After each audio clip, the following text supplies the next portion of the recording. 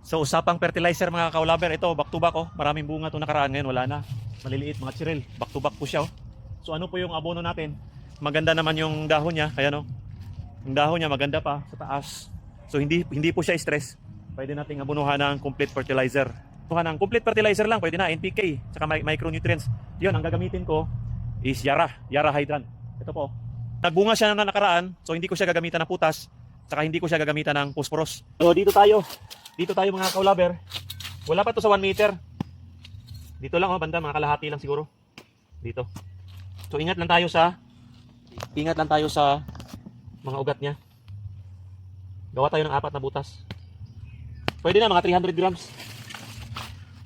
Isa't kalahating ganito lata.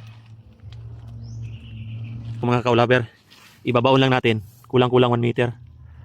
Palibot natin yung 300 grams na complete fertilizer.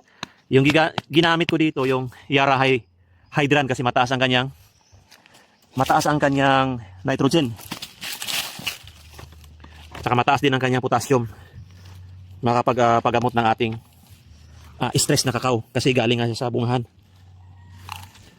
Konti lang po yung feeder, taga-sip-sip ng abono, doon tayo mag-abono, feeder 300 grams na.